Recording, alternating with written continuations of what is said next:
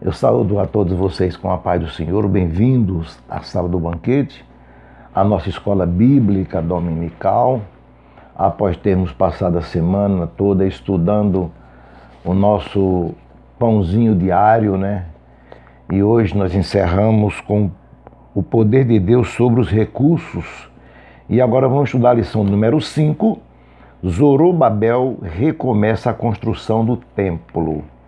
O textuário está escrito em Ageu, capítulo 2, versículo 10 e o 18, que diz: ao 24º dia do mês, nono, no segundo ano de Dário, veio a palavra do Senhor pelo ministério do profeta Ageu, dizendo: ponde, pois, eu vos rogo, desde o dia que se fundou o templo do Senhor, ponde o vosso coração nestas coisas.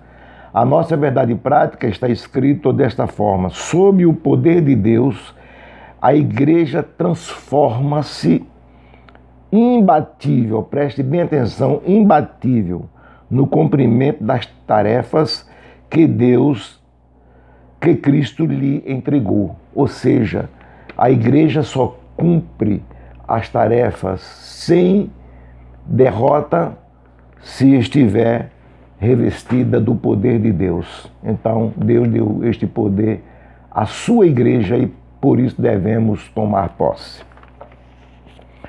A nossa leitura em classe está em Esdras, capítulo 5, versículo 1 e 2, Ageu, capítulo 1, versículo 1 e o 12, e Zacarias, capítulo 4, versículos 6 a 10, onde a nossa lição ela gira em torno destes versículos. A nossa introdução diz aqui que estudaremos como Deus, depois da construção do templo, ter ficado parado 15 anos, enviou socorro através do ministério de 2 profetas, Ageu e Zacarias. Depois daquela parada toda, a carta mentirosa, o povo desanimou, ficou com medo, e agora Deus envia 2 profetas para cumprir a sua missão e restabelecer a reconstrução do templo. O primeiro subtópico diz o seguinte, ou o primeiro tópico, melhor dizendo, diz o seguinte: Deus suscita os profetas Ageu e Zacarias. E o primeiro subtópico diz que Deus levantou 2 profetas. É uma coisa muito importante, eu acho maravilhoso quando leio esta parte que o comentarista colocou, dando ênfase à construção do templo, a forma que os profetas vieram. Então ele diz que Deus levantou 2 profetas quando o povo voltou do cativeiro. O primeiro profeta a exercer a função foi Ageu. Depois Deus enviou os profetas Zacarias e Malaquias, formando assim um grupo para servir de instrumentos na reconstrução do templo. Porque o povo passava por um momento crítico quando Ageu foi enviado por Deus. O desafio era convencer o povo a retornar à retomada da reconstrução do templo. Por isso o nome de Ageu significa festivo, minha festa. Ageu veio com o primeiro grupo de judeus sob a liderança de Zorobabel, mais ou menos no ano 538 a.C. E provavelmente ele tenha nascido, ou com certeza nasceu em Babilônia, e ele fazia parte dos 50 mil judeus que foram repatriados sob a liderança de Zorobabel. Então veja que Ageu só começou a profetizar 2 anos depois da sua chegada. E por que esta demora? Com certeza ele estava esperando o que Deus tinha para falar com o seu povo. Ageu não era um profeta apressado, como muitos hoje que dá mensagem sem mensagem, né? Aquele mensageiro que foi dar uma mensagem e não tinha mensagem para Davi. Ele sabia esperar as ordens de Deus, por isso deu certo. Um profeta que é profeta, ele não se antecipa às ordens de Deus. Após 2 meses, Ageu recebeu a palavra de Deus. E depois foi a vez de Zacarias receber a palavra de Deus para divertir o povo que estava sem ânimo a retornar à obra do templo. Aí Zacarias ele exortou o povo com uma reflexão, dizendo: não sejais como os vossos pais. Ele trouxe o povo uma advertência: vossos pais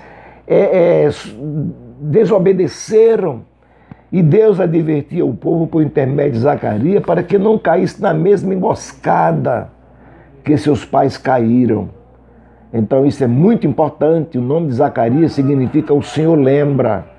Então isso nos deixa felizes, é quando diz aqui, ó, os dois profetas, eles não vieram a convite de ninguém, não era que ninguém convidasse como hoje. Vou convidar um homem aí, uma mulher que venha derramar fogo, falar. Não! Profeta não se convoca, profeta Deus envia. E quando a gente convoca alguém para fazer aquilo que Deus não mandou, o desastre é grande e por isso nós estamos sofrendo consequências gravíssimas na banalização dos dons espirituais e eclesiásticos. Então veja que ele não veio a convite de ninguém. Não foram os líderes que convidaram. Hoje virou uma febre. Eu tenho que convidar seu fulano porque ele é bom. Bom nada, quem é bom é Deus. E assim Jesus disse que bom é o Senhor. Então não espere que as bênçãos venham através de convite, não. Deus é quem envia na hora certa, no momento certo, pessoas certas para fazer as coisas certas, para que dê certo aquilo que Ele quer na nossa vida. Então outra coisa importante, que eles não fizeram propaganda. Eles não fizeram alarde, não fizeram, eu estou chegando aí, vai vir um homem de Deus que vai fazer isso, vai fazer aquilo. Não, eles não fizeram propaganda da sua chegada, não. Procuraram os líderes e depois teve contato com o povo. E hoje muitas vezes nós somos surpreendidos com aventureiros que aparecem na nossa cidade, no nosso bairro, fazendo arruaça já com os membros da igreja, e quando você descobre, o joio, a parra brava já está semeada dentro da panela. Então é preciso aprender com os homens de Deus. Eles vieram de surpresa, procuraram a liderança e começou a fazer, diz aqui, entraram ali em contato com os líderes e também com o povo.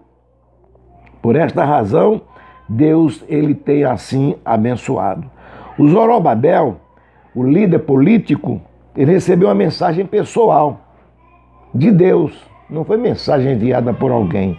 Mensagem pessoal de Deus, porque Deus, conhecedor da insuficiência espiritual de Zorobabel, nós vamos ver lá na frente, vimos na lição passada,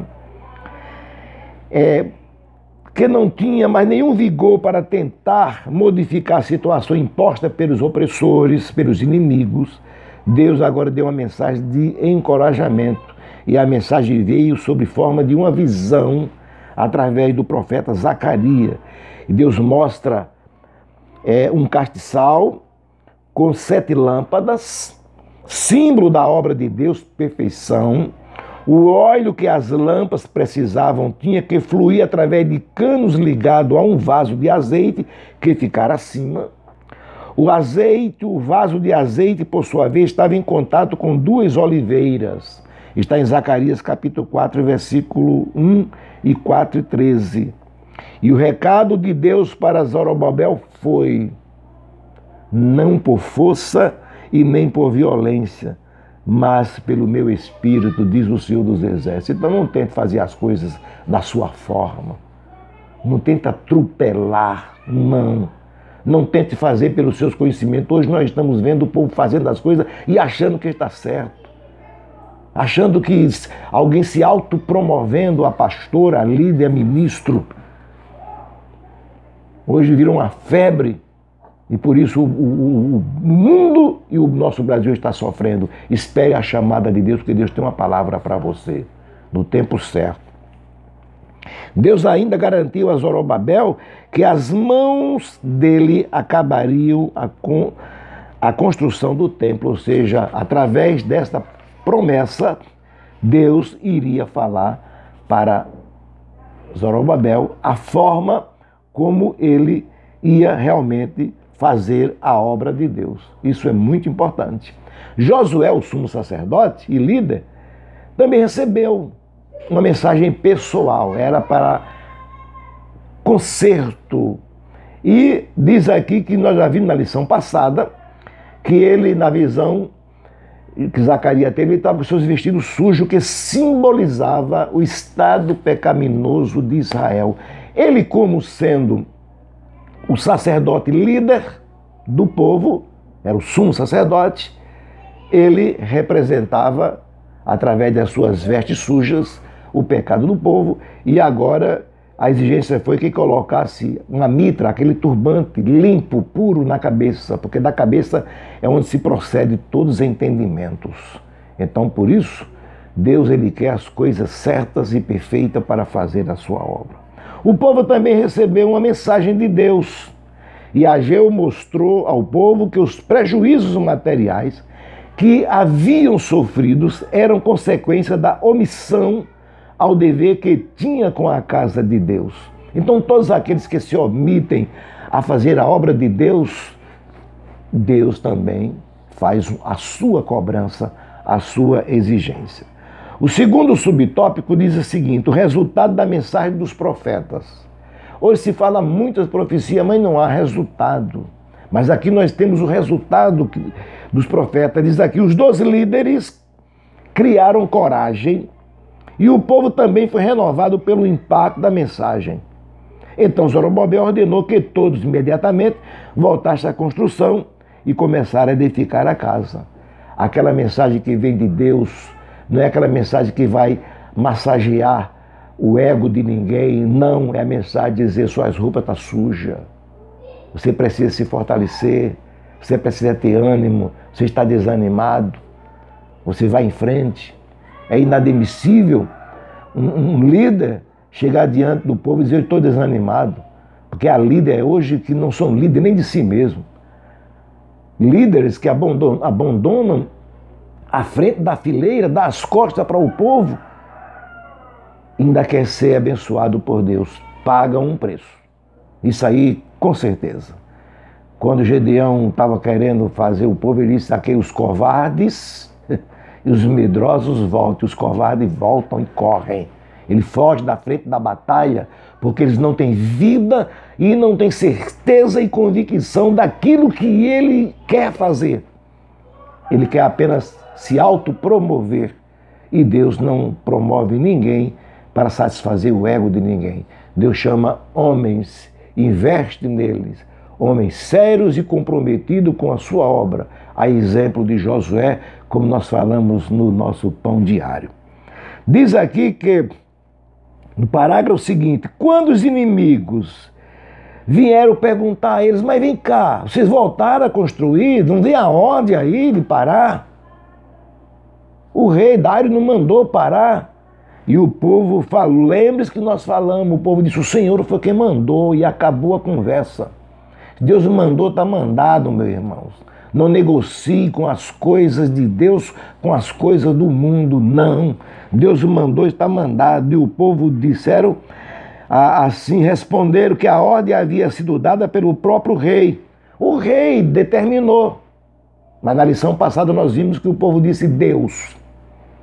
Então o rei tinha determinado no seu édito, e quando, naquela cláusula perdida em uma biblioteca pagã que o rei Dário encontrou, disse: não, se o rei deu, então vamos honrar a palavra do rei, e vai ser feito assim como deve ser feito, mas acima de tudo porque Deus estava no controle. O terceiro subtítulo diz o seguinte, subtópico, né? O impulso espiritual dado pelos profetas continuou dominando os construtores até a conclusão do templo. Hoje tem profecia à noite, e de manhã o homem que recebeu a profecia está desviado. Precisamos ter muito cuidado, e vai pagar caro as pessoas que brincam com as coisas de Deus. Uma vez uma irmã me chamou e disse: pastor, meu esposo não é crente. Eu sou regente do grupo musical. E eu quero que o senhor me entenda, eu vou entregar, não posso vir para os cultos ordinários da igreja. Eu digo: tá bem, minha irmã, cuide da sua casa, o seu marido tem todo o meu apoio. E comuniquei para a líder, disse: olha, a irmã não vai por isso, isso e isso. O marido não quer e acabou, e não quer, vamos orar. E nas minhas costas, alguém dizendo ser usado por Deus, dizendo que Deus mandou, disse, não, minha irmã, não abra mão não, porque Deus quer que a senhora fique fazendo a regência e Deus vai trazer o seu marido. E hoje a irmã está presa dentro de casa e o marido continua lá no mundo. Deus não se deixa escarnecer. Esse tipo de gente paga caro diante de Deus, que a profecia do Senhor, quando ela procede dos céus, ela gera vida, ela não vem atropelando a liderança para se autopromover, não. Isso é vergonhoso, é irreverente e é pecado. E é blasfêmia contra o Espírito Santo de Deus. Então, enquanto não se retratar com Deus, não é comigo não, apenas sou um simples administrador, frágil. Até meu nome diz que Paulo é pequeno. Vai se retratar com Deus. E hoje a irmã está enclausurada dentro de casa, porque a profecia falsa e mentirosa não se cumpre. Então, o impulso dominava o povo a fazer a obra. O impulso, pessoal, a profecia veio com muita força. E diz aqui que edificaram a casa e aperfeiçoaram conforme o mandado de Deus de Israel e conforme o mandado de Ciro e de Dário e a de Artaxerxes, rei da Pérsia. E acabou-se esta casa. Que grande bênção. Quando Deus fala, as coisas acontecem nitidamente. Então, se Deus tem falado com você, através de alguém ou pela palavra, mas se Deus falou, aguarde, porque Ele é fiel para cumprir. Se Deus falou que vai dar vitória à sua família, Ele vai dar, mas espera o tempo. Não convide profetas, não convide propagador de mensagem. Espere que Deus envia na hora certa. Estamos em tempo de alerta. Estamos em tempos finais. Uma vez eu conversando com um grande pastor, que hoje adora no Senhor, ele disse que nós estamos comparando mal como o piloto da Fórmula 1, de automobilismo, né? Está na última volta e não dá tempo mais entrar no box para olhar o pneu, tem que ir. Porque não vai dar tempo de fazer nada. Então, o segundo tópico diz o ministério profético, uma prova da manifestação de Deus. E diz aqui que as manifestações sobrenaturais no Antigo Testamento é sobrenaturais. Hoje é um tal dizer, Deus mandou falar, que é isso. Não, de jeito nenhum, espere a ordem de Deus. Hoje, se alguém se intitula como pastores, aí misturaram, bagunçaram. E são pessoas que não têm testemunho na cidade onde moram e nem no bairro onde moram. E fizeram escândalo sendo cristão. Ainda tem a cara de pau de se intitular pastores e abrir igreja para servir de chacota e escárnio. E Deus não se deixa escarnecer. Você pode perguntar, pastor, se eu estou revoltado? Não. Eu tenho que falar o que Deus manda, porque eu não quero chegar diante dele e receber o nome de covarde, custe o que custar. A minha vida pertence a Ele. Mas é uma verdade. Estamos sofrendo hoje devido à banalização do ministério profético, ministério pastoral, que bagunçaram tudo. E Deus vai cobrar caro, caro, caro, caro mesmo. Aguardem, aguardem, aguardem. Mas também você que é sincero, aguarde a bênção e a vitória do Senhor. Porque todos aqueles que se levantam contra as coisas de Deus, se levantam contra Deus e sofrerão detrimentos. Temos aqui Moisés, foge até expressão para falar a manifestação espiritual na vida de Moisés, na vida dos instrumentos que ele tinha nas suas mãos. Mas Moisés não disse, olha, o Senhor me envia para lá, como alguém está dizendo, Senhor, pastor, eu quero ser isso. Não, Moisés não falou isso. Não. Moisés ainda disse, Senhor, eu não sei nem falar. E quando você diz que não sabe, aí Deus sabe. Quando você diz que não pode, aí Deus pode. Quando você diz que você é fraco, aí Deus é que é forte e te fortalece. A mesma coisa foi Elias. A forma sobrenatural de Elias, a ponto do povo ver a manifestação de só o Senhor é Deus. O segundo tópico de manifestações sobrenaturais no Novo Testamento também. Quando o Espírito foi derramado em sua plenitude, os dons espirituais começaram a entrar em ação. e passaram a ser a própria preparação divina para o ministério. Entendeu agora? Aqueles que dizem que não precisa de batismo com o Espírito Santo, que foi coisa do passado, precisa voltar aos princípios. Eu volto a dizer aqui, eu respeito o aluno que estuda a faculdade teológica, parabéns para você. Eu continuo estudando ainda e não quero parar. Faço reciclagem ainda, tenho experiência de várias, vamos dizer assim, experiência escolástica, mas eu preferia pentecostal.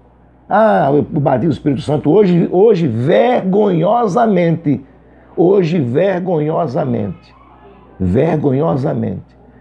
tem pastores que dizem de cátedra que não precisa mais o obreiro ser batizado com o Espírito Santo para ser ministro, vai pagar caro. Precisa voltar à escolinha dominical lá do Beabazinho da titia. Diz aqui que passaram a ser a própria preparação divina para o ministério. O apóstolo Paulo ele fala aqui em 1 Coríntios, capítulo 12, versículo 4 a 6. Paulo inicia no versículo 1 um debate de um assunto novo, provavelmente sugerido pelos irmãos de Coríntios. E Paulo ensina, ele mostra a diversidade de ministério. Mas não é esse ministério abrindo igreja aqui e acolá, não. É ministério do Espírito Santo. A forma que ele trabalha, tá certo? A maneira que ele desenvolve. E dos dons espirituais e operações, Paulo diz que emanam do Espírito Santo, não é de homem, não é manifestações humanas. E Paulo diz que a casa, ou seja, que cada crente receba um ou mais dons espirituais. E o mesmo Espírito, ele distribui estes dons para que todos os crentes possam ser abençoados. E a igreja edificada não é para promover aquele que recebeu, não. É ser abençoado. A igreja fortalecida. E hoje não, alguém acha que já é um profeta e já faz um nicho e começa a profetizar e para sustentar um povo debaixo de mentira. Pastor, mas o senhor parece que hoje está zangado. Não é com ninguém. É com as artimanhas do diabo. Eu estava na frente de uma igreja chamada Assembleia de Deus. Não vou dizer com respeito. E tinha esses movimentos extravagantes, místicos, que uma pregadora vinha pregar. Os profetas vinham, entre aspas, encomendados para fazer movimento. Era no sábado, eu estava de frente. E ao meu lado tinha um bar. Debaixo de uma árvore tinha umas mesas e tinha umas mulheres bebendo e chegou a profetisa, né, ou a pregadora, sentou lá, conversou com elas e começou a dizer o que ia falar. E quando a mulher começou a pregar, eu estava de frente da igreja. As duas mulheres deixaram a cerveja lá e vieram. Dizia, ela vai falar isso agora sobre a mulher de fulano. Ela vai falar isso sobre o pastor fulano. E quando ela dizia aqui, a mulher dizia lá, isso é uma vergonha. Você acha que Deus vai deixar barato isso? Não, de jeito nenhum. Deus não vai deixar barato. Deus vai cobrar a cada um daqueles que banalizaram. Então, os coríntios que tinham chegado, se convertido do paganismo, eles conheciam bem a operação dos demônios, através dos sacerdotes e dos ídolos que antes eles adoravam. Está no versículo 2 e 3 da primeira carta de Paulo aos Coríntios, capítulo 12. Eles sabiam disso. Mas agora, ele crente em Jesus, eles estavam cheios do Espírito Santo.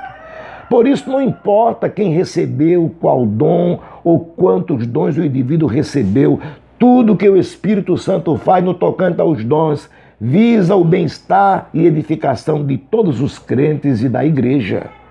Isso é notório, isso é catedrático, isso aqui a gente não pode negar. Então preste bem atenção que quando Paulo disse a Timóteo, não despreze o dom que há em ti, mas ele ainda recomenda procurar com zelo os melhores dons. Mas espera aí, mas tem um dom inferior ao outro? Vamos entender a colocação de Paulo. Paulo encerra aqui este capítulo sobre os dons e a união do corpo com duas importantes declarações, está no versículo 31. Temos aqui uma ponte que liga o capítulo 12 ao 13, que resume o primeiro e introduz o segundo. Os irmãos entenderam? É um resumo. Resume o capítulo 11 e introduz o capítulo 12. E é aquilo que o apóstolo Paulo mostra, ou do capítulo, resume o capítulo 12 e introduz o capítulo 13. Então ele diz aqui, veja bem, que ele fala que devemos desejar os melhores dons. Mas qual é melhor em qual sentido? Aquele que é mais úteis para o nosso ministério diante da situação que enfrentamos. Se estamos enfrentando manifestações de falsos mestres, semeando heresias, qual é o dom que nós devemos pedir? O dom da palavra, o dom da sabedoria. Se estamos tendo infestações de movimentos místicos, de ocultismo, dom de discernir espírito. Se está faltando a palavra nos púlpitos, dom da profecia. Porque os profetas do Antigo Testamento, eles foram dados à igreja ou ao povo pela falência dos sacerdotes que se omitiam a falar a verdade, se unia com os reis que tinham aderido ao paganismo.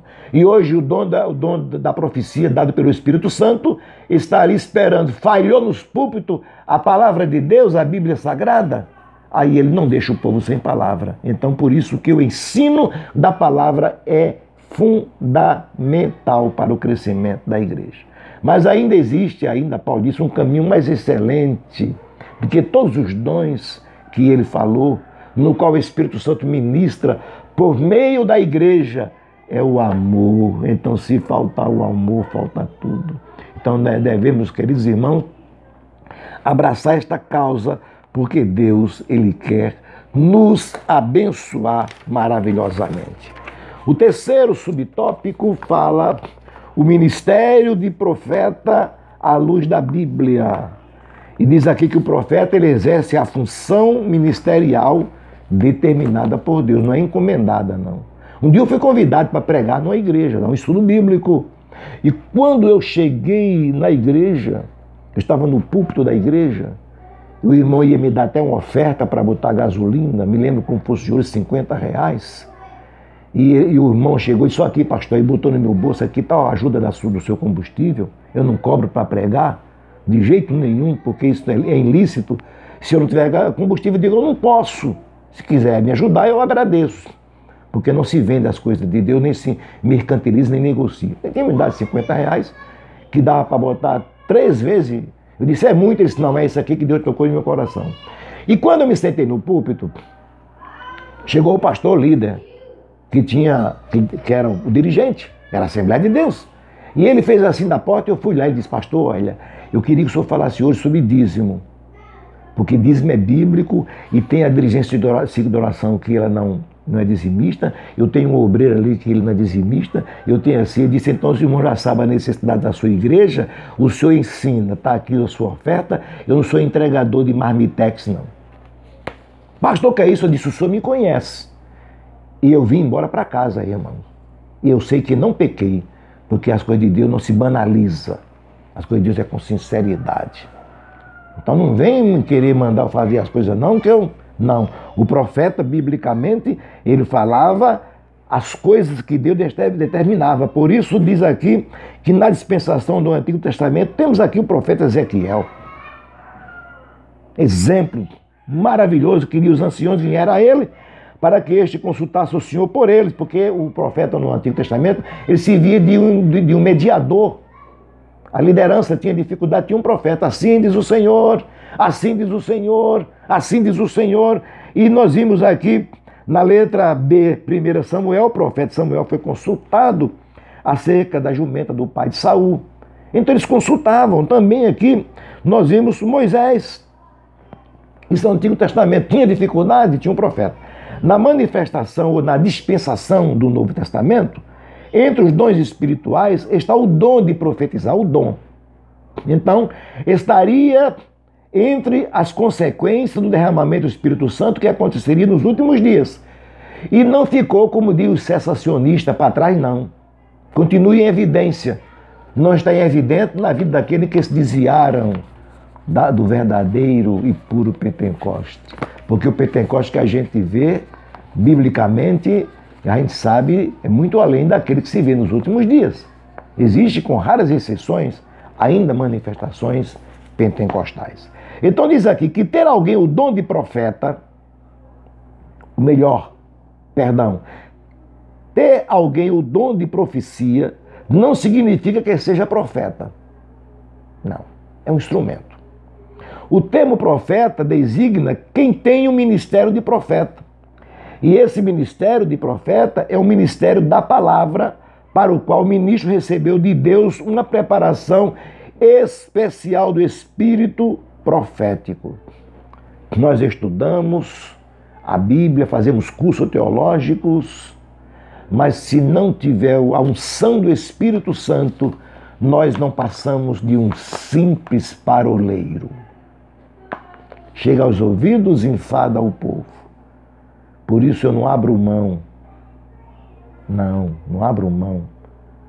Porque sem a unção do Espírito Santo eu não sou nada. Então veja bem aqui que em Atos dos Apóstolos, capítulo 21, versículo 8 e 9, está escrito que Filipe tinha 4 filhos que profetizavam. Ela tinha o dom, elas eram usadas, não tinha, que ninguém é detentor deste dom, ela era usada pelo dom da profecia. Mas depois de alguns dias, veio à sua casa um profeta chamado Ágabo. Existe uma diferença muito grande, a diferença é grande. Elas profetizavam pelo dom do Espírito Santo e Ágabo, ele tinha o dom da palavra. É aquele dom que você lê e Deus abre a sua mente.